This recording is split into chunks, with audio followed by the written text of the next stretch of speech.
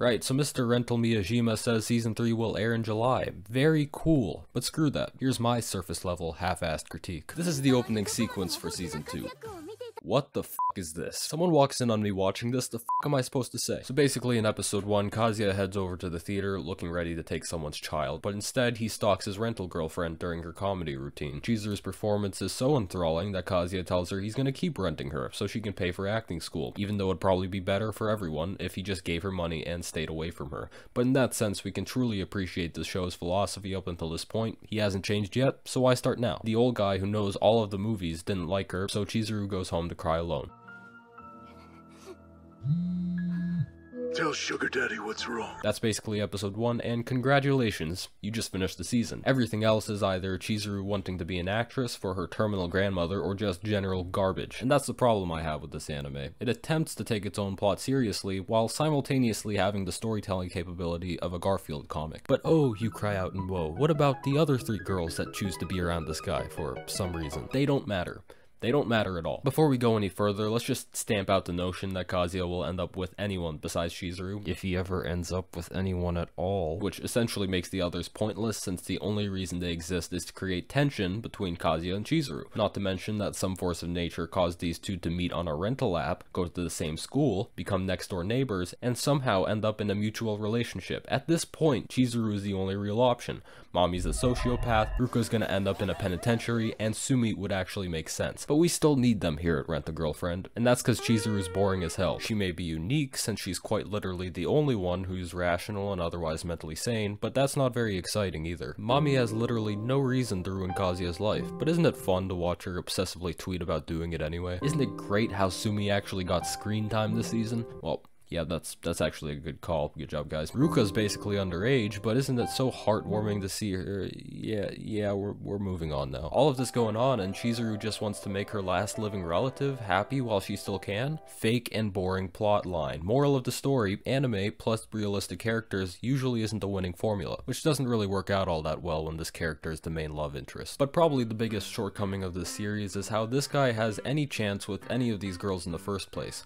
Kazuya is thoroughly pathetic. He beat off to his ex immediately after she dumped him. He perpetuates the lie that he is actually in a romantic relationship with Chizuru at the expense of literally everyone else in the series, not least of which Chizuru. His room exists solely as a testament to how frequently he masturbates. On one of his dates with Chizuru, he, a college student, forced her to cosplay as a schoolgirl so he could live out a high school relationship he never had. His only major turning point was back in season 1, when he decided he loved Chizuru and not Mami, and he came to this conclusion by, wait for it, beating off again. This series has an ending credits scene that is literally a metaphor for how much he masturbates. Kazuya exists solely to serve as an example for what young men should avoid becoming, and that is one of the only things I can appreciate about this series. So you know what, let's just come back to this for a second. This scene is just offensive. Besides the fact that they allocated half the show's budget to animate what's basically a sexual assault, why Ruka's doing this in the first place doesn't even make any sense. Nothing in this series makes any sense. The only reason Ruka likes Kazuya is because he somehow made her heart beat a little faster in season 1. Kazuya lives in Tokyo. He was not reincarnated in a world where everyone's a horny motherfucker with a kink for cardiac arrest. Yet somehow, Ruka chooses to stay around this guy,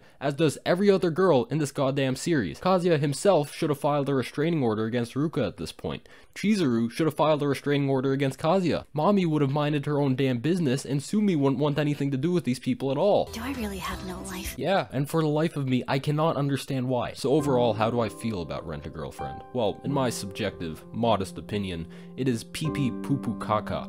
Literal dog shit, but above all, a great waste of the precious little time we have left in our lives. As far as plot progression goes, it's more similar to Pokemon than anything else, but at least Ash Ketchum actually became a Pokemon master. I've got no idea how long this shit's gonna take. Rent-A-Girlfriend immediately got renewed for season 3, but even though I haven't read the manga yet, and never will, I'm pretty confident nothing's gonna happen then either. Not if the manga's 270 chapters have anything to say about it. Because when it finally seems like there's gonna be an intimate scene between Kazuya and the actual love interest, geez, I wonder what's gonna happen. No way they get interrupted in this conveniently intimate predicament. They get interrupted in their conveniently intimate predicament. Rinse and repeat, and voila, there's your manga. The author just keeps doing this, again, and again, and again. I'm not saying this trope should never be used. Even Love is War did it that one time. But this is just excessive. I remember watching Gumball when I was little, and there was this joke about cartoon characters being incapable of aging or changing. We're in the 1% of people who never grow old.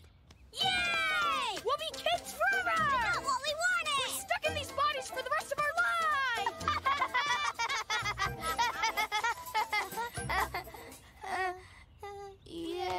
The only thing that makes Rent a Girlfriend any different from that is that Chizuru's grandma is gonna fucking die and they need to do something about it, which in a series about renting girlfriends is a little strange. There's so many other potential themes in this manga the author could have explored here that thinking about the wasted potential is actually a little painful. But that's boring. Let's just watch Kazuya get an erection again.